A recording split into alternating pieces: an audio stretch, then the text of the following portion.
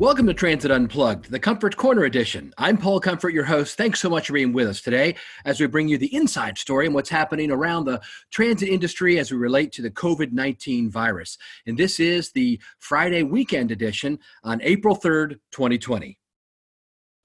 On today's episode, we've got a great couple additions to the program. We'll be giving you some amazing news highlights for the week as we head into the weekend. And then we've got a great interview with Julie Timm, who is the CEO and general manager of GRTC in Richmond, the transit service in Richmond, Virginia.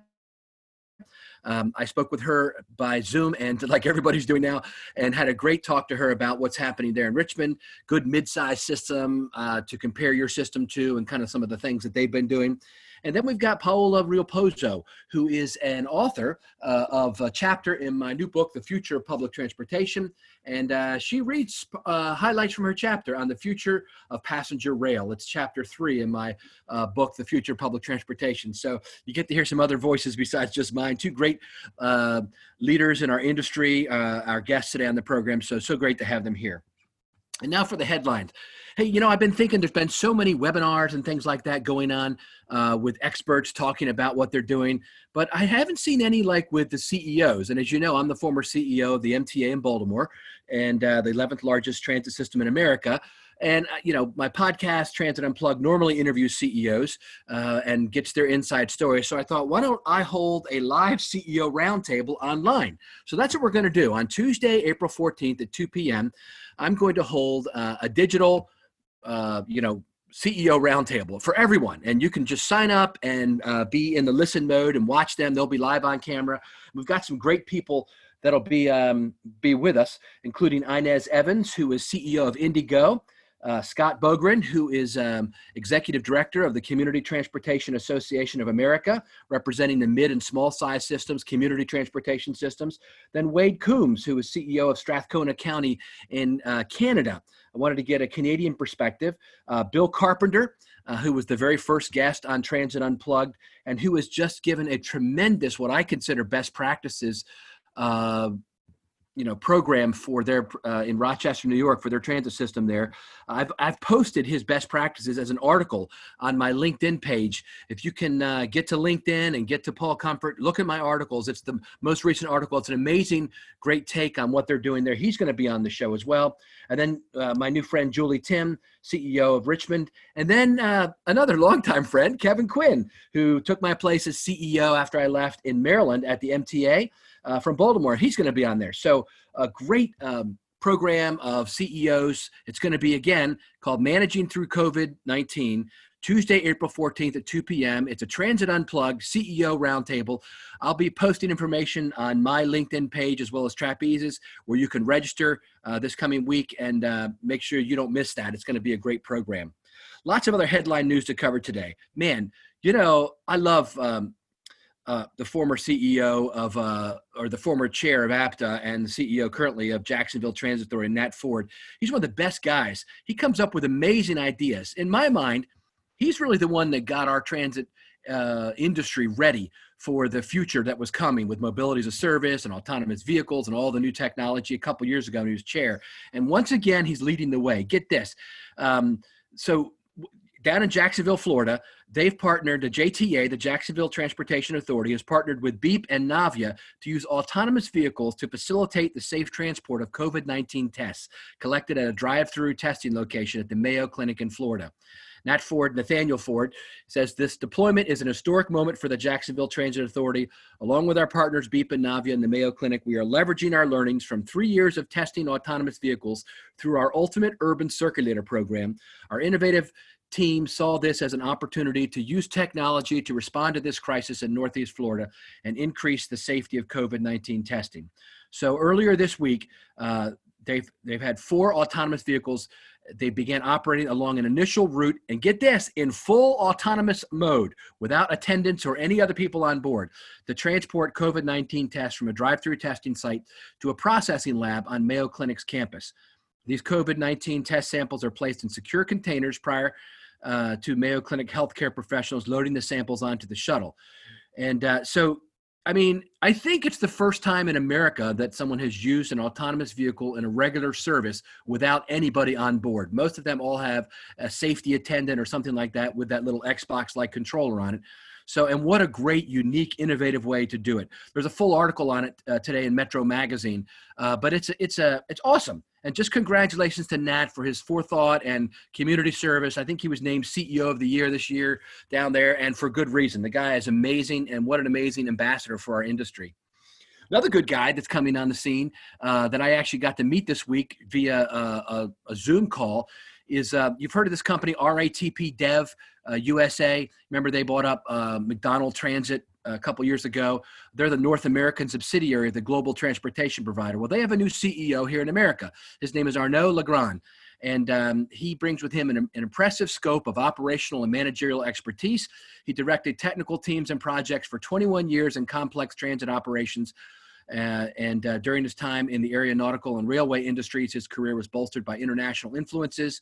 He joined RATP Group in 2008 as deputy GM of RERB, one of Paris's regional trains, completing over 165 million journeys per year.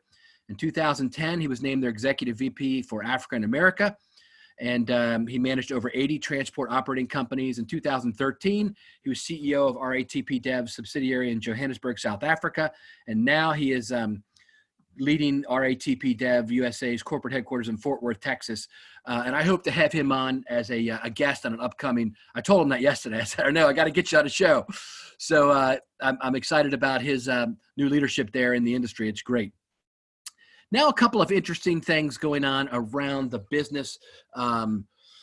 MTA, I mentioned them, Maryland Transit Administration, their ridership has dropped by more than half as of this last week.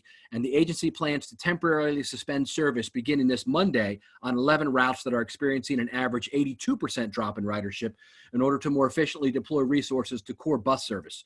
And so you can see that, this is a sample of what's happening, right? Another nearby agency from where I live, WMATA, Washington Metro, has adopted their 2021 budget, but obviously everything could change. They adopted it on Thursday. It's a $3.9 billion fiscal 21 budget. And I wanted to talk about it because I know a lot of folks are in their budget process, which normally our fiscal years start in July, most people, and some people in October following the federal fiscal year. But the spending plan is similar to a draft budget drawn up last year. Its approval via teleconference comes amid an uncertain time for the Washington Metropolitan Area Transit Authority.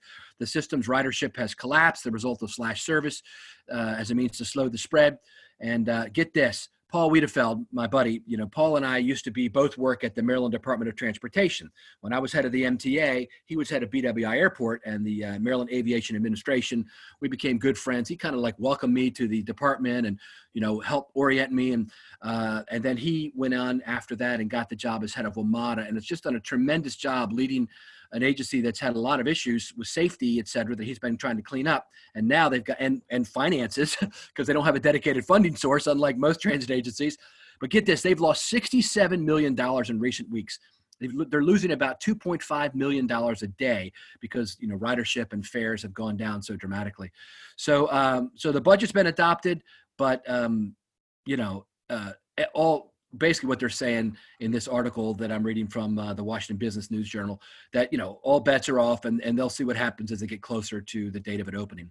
Speaking of money, and I wanted to save this as last for the highlights, I've been up to my elbows in working with transit companies and agencies and other folks in helping to explain and facilitate the understanding of the U.S. Department of Transportation's Federal Transit Administration $25 billion in federal funding allocations that comes out today. They actually beat it by a day. They thought it was going to come out on April 3rd, but actually April 2nd, they sent out the notice, and you can look it up. Just look up transit.dot.gov. I'll post a link to it on my LinkedIn page if you want to see. They've actually now issued who's getting what, how much money is going to each area, and those MPOs, the Metropolitan Planning Organizations, then funnel that funding down to the agencies themselves. And so you can see how much your local agency is going to be getting in federal funds. Congratulations to Elaine Chow and the acting administrator, Jane Williams, another good friend of mine. Jane used to work with us at Maryland Department of Transportation too, and was our Washington, D.C. representative prior to her being named by the president as acting administrator. But they now have released the funds. And you remember that FTA funds are being provided at 100% federal share with no local match required, and they're available to support capital, operating, and other expenses generally eligible under those programs to prevent, prepare for, and respond to COVID-19. Furthermore, operating expenses incurred beginning on January 20th for all rural and urban recipients, even those in large urban areas, are also eligible, including operating expenses to maintain transit service, as well as paying for administrative leave for transit personnel due to reduced operations during the emergency. And they've issued a frequently asked questions section as well. Jane Williams said, "We know that many of our nation's public transportation systems are facing extraordinary challenges, and these funds will go a long way to assisting our transit industry partners in battling COVID-19. And it is a lot of money. Get this, I think you probably already know this, but it is 280% of the FY 2020 allocation. So folks have already received their FY 2020 allocation. This is 280% of that amount added on top of it. So almost 300% on top of what the 100% they've already gotten. So close to 400% available this year. And that's to cover all the extra costs that are being incurred right now. So they've also established, FTA has, an emergency relief docket that allows transit providers in states where the governor has declared an emergency related to COVID-19 to request temporary relief from federal requirements, as well as any non-statutory requirements. Additionally, FTA recently announced, and I already covered that here, but they will provide a 30-day extension of the deadline for current competitive grant funding program opportunities, including FTA's grants for buses and bus facilities program, the passenger ferry grant program, accelerating innovative mobility, the AIM Challenge Grant, and helping obtain prosperity for everyone, the HOPE Grant. And they're working closely with the U.S. Department of Transportation is working closely with APTA and with CTAA and other associations to make sure that they're getting this information out to folks. But the money is in the pipe now. It's a reimbursement program like FTA's programs normally are, but it's an amazing amount of money for our transit systems to help keep them afloat during this troubled time.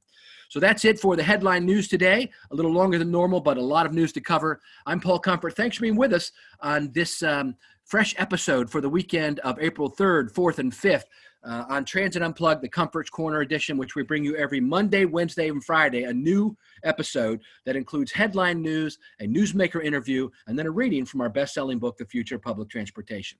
You all stay safe out there and have a great weekend.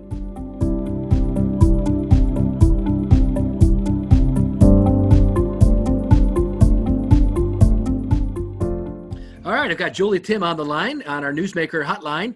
Julie Timm is a Chief Executive Officer at the GRTC Transit System in Richmond, Virginia. Julie, thanks so much for being with us today. Thank you so much for having me on. It's a pleasure and an honor. Oh, thank you. So as you know, we're talking about the response of transit systems to the COVID-19 virus and its impact. And you actually made some news recently because of your response to it. But first off, we'll get to that in a minute. First off, so Richmond is the capital of Virginia. And tell us some about your transit system. And then we're going to get into what your response is, like the scope, how many buses, riders, that kind of stuff. Yeah, well, of course, everything is in flux with COVID. But we're what I would say is either a large, small agency or a small, medium-sized agency. We're approaching about 10 million rides a year. Before the COVID incident, we have about 150 buses. We're trying to right-size that based on a massive redesign that was done a little bit over 2 years ago. But it's a good-sized system. We have a lot of transit-dependent riders as well as choice riders who are teleworking, and it's just a great system that has a lot of local and regional connectivity. It's in the heart of Virginia. And how many employees do you have there? We have just under 500 employees. I think it's, with the recent count, I was 497 employees, not including the paratransit. Paratransit is being offered by First Transit. And so that's a different count. If you include them, we cross over that 500 mark. And you're new, well, not anymore, but you're newer to the position, under a year, right? Well, I just passed the 6-month mark, yes. Wow, what a welcome to transit CEO job, huh? It is. It's been It's been quite a ride over this past 6 months. I've loved every minute of it. As much as it's been a challenge, it's been a wonderful. I couldn't be prouder of the group here, of the team that's pulled together. When you're facing a crisis like this, you really hope to have a team that will pull together as a family, and they really have. They've been amazing. Just prior to this, you were with my buddy Steve Bland down in Nashville, right? He's my hero. Yes. Great guy. Yeah. So tell us about, this thing. We're now in our 4th week, and today is, this is the April 3rd and weekend show that we're taping. So tell us about, a month ago, what happened and what have you done since then?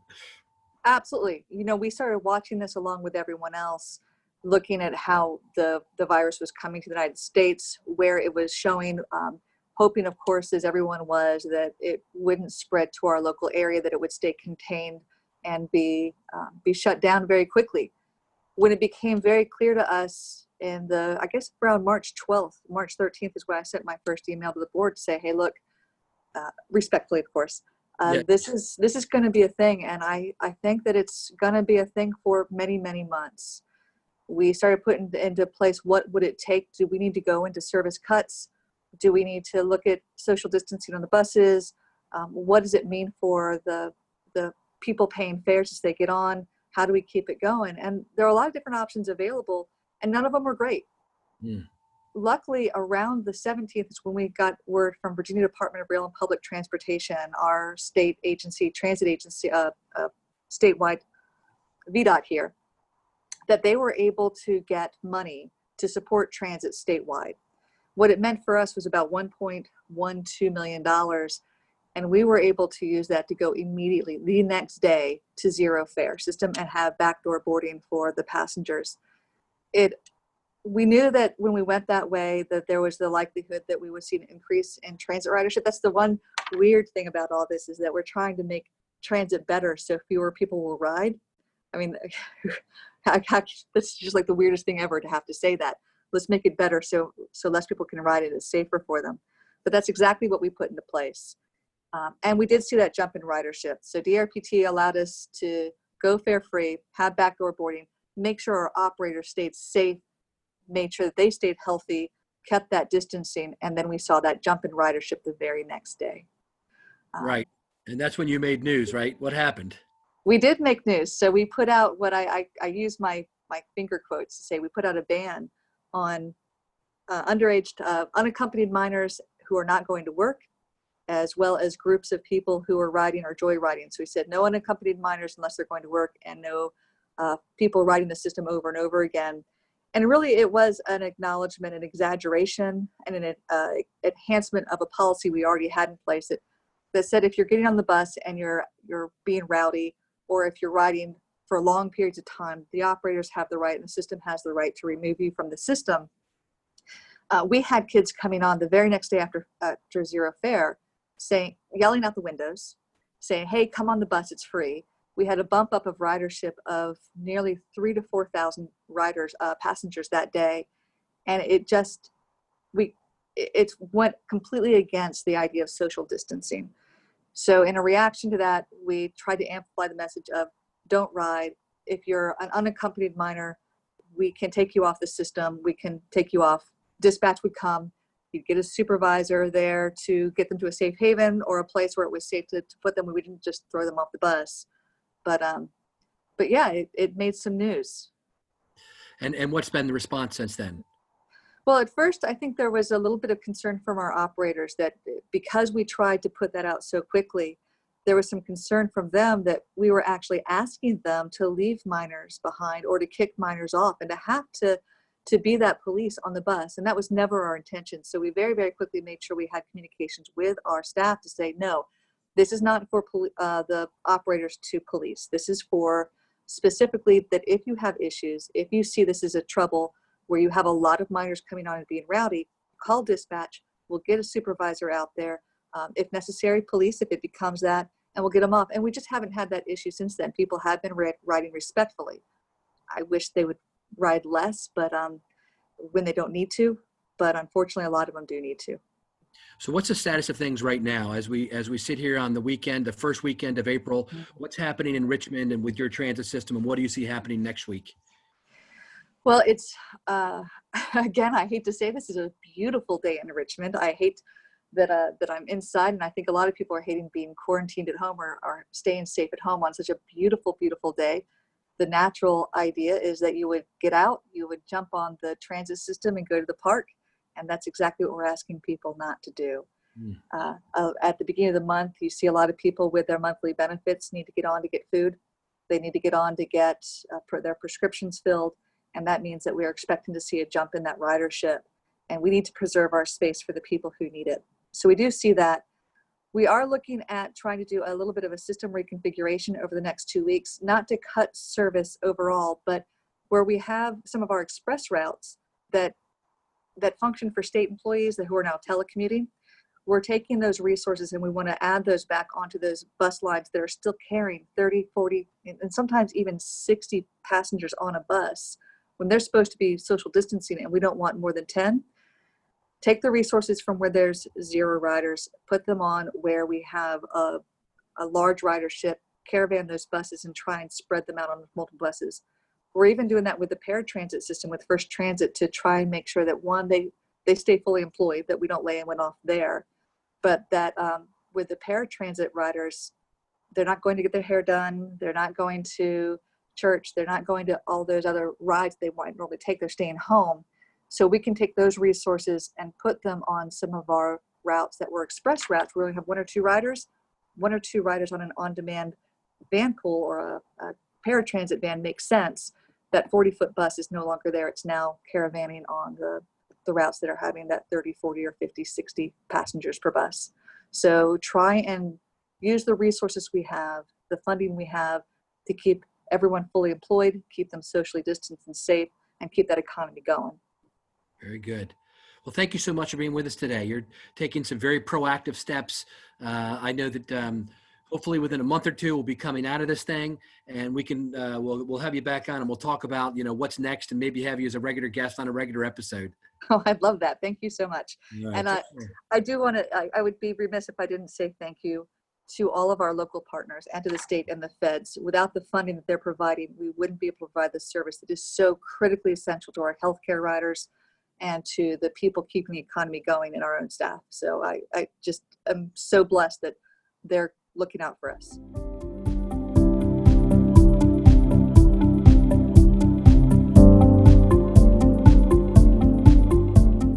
All right, and welcome to our third portion of the program today, our weekend edition of Transit Unplugged's Comfort's Corner. And today we are trying something new. As you know, at the end of each show, we do a reading from our best-selling book, The Future of Public Transportation, which hit #1 on Amazon in the month of March for transportation books. It is available for digital download on Amazon and also as a paperback from both Barnes & Noble and Amazon online. The cool thing about the book was I was able to include input from 40 top transit futurists and leaders and CEOs and associations around the world. And one of the experts in the book is Paola Realpozo.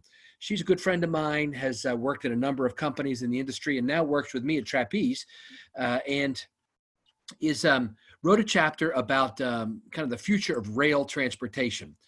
She spent a long time in the rail industry, both in Mexico and then since she's been in the U.S., and now she is our Director of Rail Strategy and Product Marketing. And she reads her section of the book today from the chapter she wrote on the future of rail transportation. I think you'll find it interesting, enlightening, and we're going to try to have more authors of their own chapters read their own sections and bring you a few more voices on the show than just mine. Hey, thanks so much for being with us today, and hope you have a great, safe weekend, and we'll see you next week here on Transit Unplugged. Passenger rail services promote mobility and accessibility, allowing millions of people in North America to travel to work, school, and other places for tourism, recreation, and commerce in areas where no other mode of transportation is always available, convenient, or affordable for some people. Close to 100 rail systems operate in North America today. Streetcar, light rail, heavy rail, or subway and commuter rail form an important part of the regional transportation system to support daily commutes. These modes join the more conventional intercity railroads in their effort to develop the rail market and relieve other means of transportation. When I think of the future of passenger rail in North America, I see a highly integrated mode that is critical to seamless passenger mobility. Rail continues to promote economic growth, sustainability, and greening initiatives of cities and supports the vision of a truly reliable, convenient, and frictionless experience, commonly known as mobility as a service. Due to its inherent benefits and the positive impact that rail has on communities, it is paramount that the role of rail is promoted and not neglected, especially with a growing population, changing demographics, and an increased pressure to reduce carbon footprint. The more commuter-oriented rail modes will have the highest impact on people's daily life with the delivery of improved services and customer experience. A shift in city planning and environmental goals will drive commuting behaviors that will relieve congestion in urban areas, mainly through these rail modes. The intercity rail network will see the creation of new corridors that deliver true high-speed transportation between regions with high population density. Long-distance travel will become more convenient and competitive, offering comparable to cars and airplanes.